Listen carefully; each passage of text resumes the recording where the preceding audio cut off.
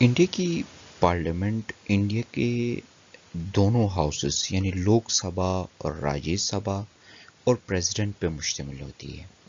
President अगरची इनके sessions में बैठना या इसके हिस्सा लेजिस्लेशन के हिस्सा ने ज़्यादातर नहीं बनते हैं, लेकिन पार्लियामेंट का हिस्सा होते हैं। तो इंडिया की जो सेंटर के अंदर पार्लियामेंट है वो बाई कैमरल है, यानी लोअर हाउस लोकसभा है, अपर हाउस राज्यसभा है। इसी तरह स्टेट्स के अंदर जो इसके 22 स्टेट्स हैं उनके अंदर डिफरेंट डिफरेंट है। कुछ स्टेट्स के अंदर बाई कैमरल है और कुछ स्टेट्स में यूनिक कैमरल है, जिसके ऊपर हम एक अलग क्लिप के अंदर बात करेंगे। आज हम इंडिया की सेंट्रल पार्लियामेंट के अंदर में से राज्यसभा पे बात करेंगे। राज्यसभा इंडिया की पार्लियामेंट के अंदर अपर हाउस है और ये स्टेट्स की काउंसिल है। राज्यसभा अपर हाउस और स्टेट्स काउंसिल है और ये एक परमानेंट बॉडी है, यानी ये पूरी की पूरी कभी भी डिसॉल्व नहीं होती है। राज्यसभा के अंदर टोटल 250 अरकान होते हैं।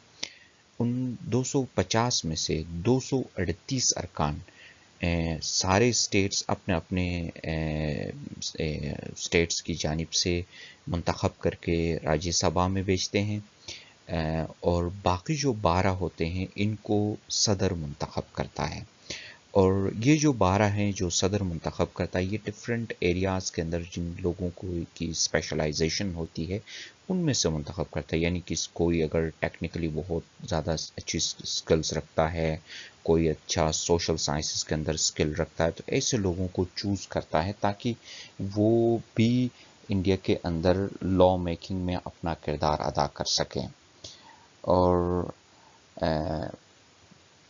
ये यूँ समझो कि एक तरह से जो टेक्नोक्रेट्स होते हैं, they are just like technocrats. और जो राज्यसभा है ये 6 साल के लिए मुंतखब होती है। हर 2 साल बाद इसके 1/3 अरकान रिटायर होते हैं और उनकी जगह में री इलेक्शन होता है। तो इसी तरह से ये सर्कल के अंदर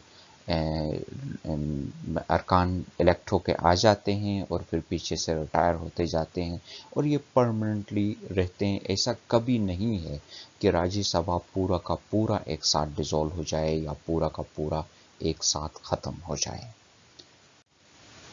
राज्यसभा के रुकन बनने के लिए जो क्राइटेरिया इंडिया के संविधान के अंदर, कॉन्स्टिट्यूशन के अंदर दर्ज है, उसके मुताबिक सबसे पहली जो शर्त है वो ये कि उसे इंडिया का सिटीज़न होना चाहिए।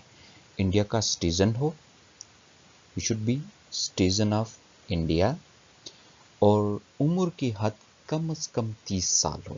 यानी 30 साल से नीचे का कोई भी शख्स इंडिया में राज्यसभा का रुकन नहीं बन सकता है। उसे 30 साल या 30 साल से ऊपर होना चाहिए। ताहम इंडिया का कॉन्स्टिट्यूशन इस मैक्सिमम एज के लिए कोई हद नहीं बताता है, यानी मैक्सिमम एज की कोई लिमिट नहीं है। कम से कम 30 साल का होना लाजमी है। दूसरा ये कि वो मेंटली साउंड हो, यानी दिमागी हैसियत उसकी ठीक होनी चाहिए, और वो बैंक करप्ट ना हो, यानी किसी भी बैंक के ऊपर उसका कर्जा मौजूद ना हो, और उसका क्रिमिनल रिकॉर्ड ना हो।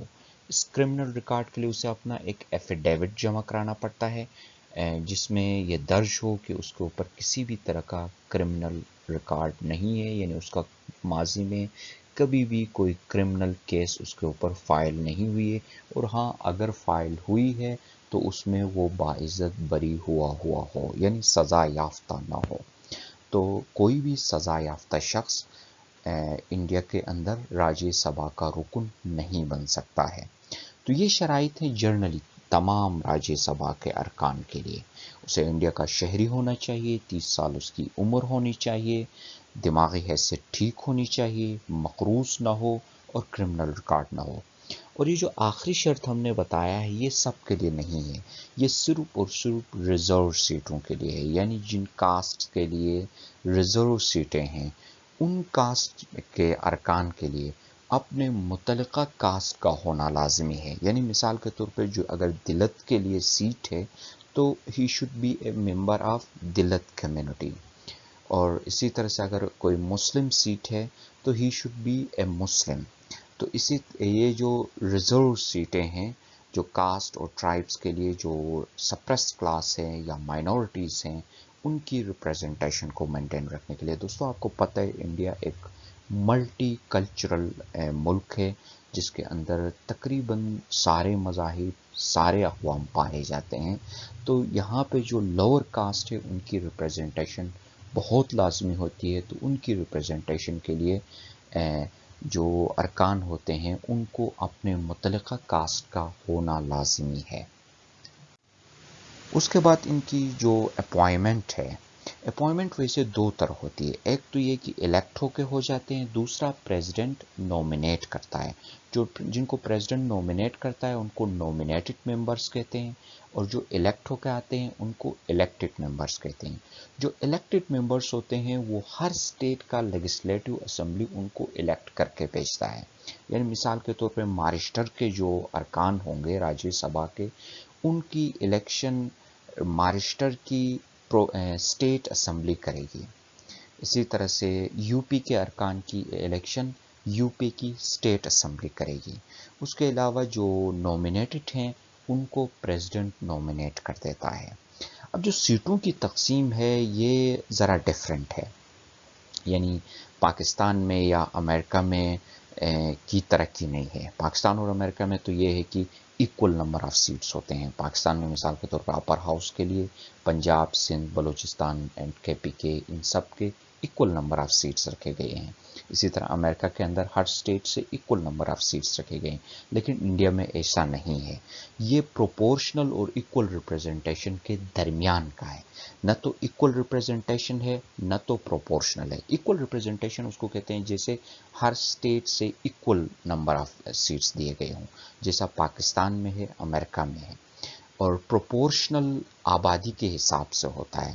جیسے مثال کے طور پہ جرمنی کے اندر ہے، وہاں پہ پروپورشنل ہے.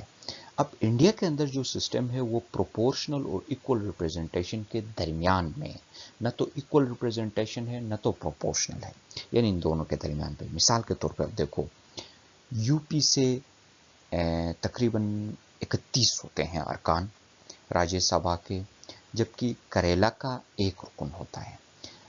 اب ایکول ریپریزنٹیشن کر دیتے تو یو پی اور کریلا کے ارکان ایک برابر ہوتے. یعنی ایک رکن اگر کریلا کا ہے تو ایک رکن یو پی کا ہوتا. لیکن اگر پروپورشنل کرتے، آبادی کے تناسب سے کرتے، تو کریلا کا اگر ایک تو یو پی کے تقریباً 63 کے قریب بن جاتے ہیں. لیکن وہاں سے 31 سے. تو یہ اس طرح ہے کہ جو اسٹیٹس چھوٹے ہیں ان کو اس حساب سے کم نہیں دیا گیا ہے. ان کی آبادی کے تناسب سے تھوڑا زیادہ رکنیت دی جاتی ہے تاکہ ان کی انڈیپینڈنٹ ساورینٹی کو مینٹین رکھا جا سکے. تو یہ اسی طرح سے جو ہے نا راجیہ سبھا کے ارکان منتخب ہو کے جاتے ہیں. اب جو راجیہ سبھا ہے یہ لوک سبھا کی طرح لیجسلیٹو پروسیس میں حصہ لیتا ہے. یعنی یہ بھی قانون بنانا ان کی بھی ذمہ داری ہوتی ہے. ان کے پاورز لوک سبھا کے ایکول ہوتے ہیں سوائے چند سبجیکٹس کے. کچھ سبجیکٹس میں لوک سبھا کو بالادستی حاصل ہے. لوک سبھا کے اندر دوستو ہم اب الگ بات کریں گے. لوک سبھا کے اندر آبادی کے تناسب سے سیٹیں تقسیم کیے گئی ہوتے ہیں. یہاں پہ ایسا نہیں ہوتا ہے. اور ہاں اگر ان دونوں کے درمیان کوئی کنفلکٹ ہو جائے تو اس صورت میں جوائنٹ سیشن بلایا جاتا ہے. جوائن کرنے کا بہت بہت شکریہ. اپنا خیال رکھیے گا. خدا حافظ.